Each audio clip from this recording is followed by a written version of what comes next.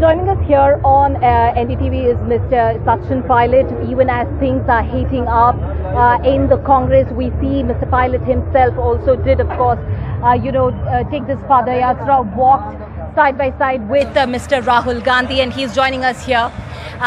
So, you know what's really been happening, since morning and yesterday also, and there's a lot that's been happening, heating up within the Congress.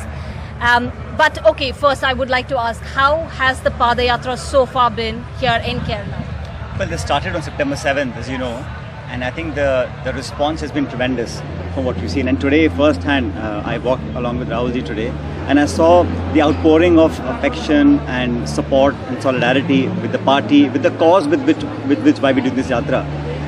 And I think it's certainly shaken up our opposition, yes. But the Yatra itself was undertaken to mitigate those forces that are divisive in nature, that have really created sort of an acrimony in our society, forces that are weakening our institutions, our democratic processes.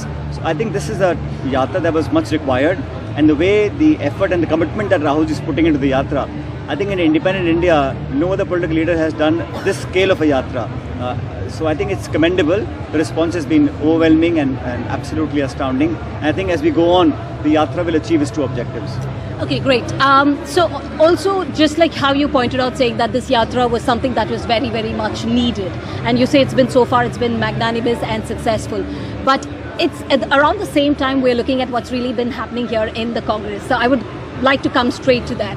You have been very outspoken and vocal with regard to with Mr. Ashok Gehlot. You said if he's going to file the nomination papers, if he's going to contest the polls, that means he will have to step down. Do you still stand by that? It's not up to me. I think the Congress party has made it abundantly clear that this is a process that only the Congress is undertaking. No other political party, especially the BJP, has ever conducted an election like this. 9,000 elected representatives will choose the Congress president. And again, like the party has said, that anybody who wishes to run for elections can file nomination. It's a very open, fair and transparent process. So anyone who's keen or interested can run for those elections. Many state units have passed resolutions supporting Rahulji's candidature. Yes. Final call will be taken by him, whether he runs or not. But the process is on. On 24th, the election nominations will start. It'll end on 30th.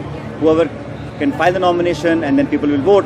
And on October 17th, if we have more than one nomination, we'll have a new Congress president. So I think it's a very open and shut case. Now, speculations and comments, etc., I don't pay much attention to that. Our objective is that the Congress party should come out stronger. This country needs an opposition which is pan-India based, which has the bandwidth and the depth to take on the BJP at a national level. Of course, regional parties and our allies have their own role to play, but the Congress has to be the pivot around which the opposition unity can come forward. To that regard, I think we have 2 years left for the Lok Sabha elections, so we need all hands on deck. All like-minded parties must come together, and the Congress must get stronger. We have elections now in Gujarat, in Himachal, yes. in Karnataka, so we have to win those elections and then be ready to take on the NDA in 2024. As far as elections are concerned, it's happening. Last time Rahulji was elected unanimously. There was no contest because there was only one nomination. This time, if there's more than one nomination, I think the party will decide, and whoever becomes the Congress president will only take it forward. Personally, I believe we have to win states, and I think Rajasthan is an important state for us. We have been winning and losing for the last 30 years in turns with the BJP. So this time, I think we've done work, and we have to work even more hard in the last 1 year to make sure that we win Rajasthan in 23. And whatever decision the party decides, we'll all abide by that decision. Is it a unanimous decision right now, what we're looking at in terms of, for the CM's post? If Mr. Gehlot gives up his CM's post. Let me clarify. So, 2018 when the elections were held, all elected MLAs, all of us, we got together and we left the decision of who will become Chief Minister to the party president at that point. Nothing has changed. So whoever will lead, who will work in what position, all that decision will be taken by the Congress leadership. Whether it's Mr. Gehlot, whether it's me, whether it's any leader in any state, we've all said that publicly. So I think there is no debate or a counter-argument to that. Would you take up, be the Chief Minister? That's a hypothetical question. I don't know, I said that we worked hard and we have to win these states, and whatever steps need to be taken to win those state elections, I have conveyed those sentiments to the leadership. And I think whatever decision ultimately they take, the party leadership, that will be provided by everybody. So ideas to win that election, to take everybody along. This country needs a robust and a Congress that is winning elections. So these state elections will pave the way for the 2024 Lok Sabha elections. That's why these state elections are important. internal party elections are being held, and I think whatever results come out of it will be accepted to all, acceptable to everybody. It's very categorically clear if he's filing nomination papers, and the choice is definitely going to be you. We don't know all of that. These are all speculations. I don't tend to respond to media reports. Again, it's very hypothetical. I am in no position to say that. Right now, I'm doing this yatra today with Rahul ji to show support and solidarity. I've been involved in this process for some time, and I think this is the focus, to rebuild the party from grassroots. It's a mammoth exercise. Elections are a separate process that's going on. So let's wait and see. We have to be patient. Now it's only 3 or 4 days left when the process of election nominations start, and let's see how things pan out. Okay.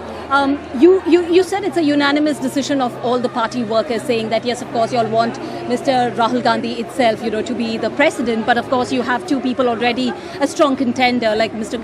Ashok Gehlot, and you have Shashi Tharoor as well. But we have seen debacles after debacles as far as Congress is concerned. That is something you cannot really, say no to it. But at a time when Congress have seen multiple debacles, one after the other, do you think it's really time to bring in a non-Gandhi here? The question is that every time Mrs. Gandhi became Congress president or Rahul ji became president, there was a due process, there was an election. Getting elected unopposed is also an election. I can very proudly say that no other political party does that. In Congress party we have elections, and Congress workers chose to elect Mrs. Gandhi and then Mr. Rahul Gandhi. And this time, many states have said that Rahul ji should contest again. That decision is his, whether he contests or not. But then whoever contests will be in a position to either win or lose. So I'm no one to say. It's up to the party delegates who will elect the new Congress president, whoever that person may be. But we have to work together. We have to work unitedly. And I think Congress party will only come out stronger. Are you all united? That's what I want. 100%. Everyone is united under the umbrella of the Congress party, its ideology, 135 years of history. We have to work together. And I can tell you again that it is only the Congress party that has the capacity to mount a formidable challenge and defeat the BJP nationally. Okay, well, thank you, Mr. Pilot, for joining us here on NDTV, of course, saying that they have a common agenda, for the upcoming elections to defeat the NDA, and it can be anybody for that matter, whether it's going to be Rahul Gandhi but there should be a fair elections, is what he says. In Edapalli in Kochi, with Babu Shrija for NDTV.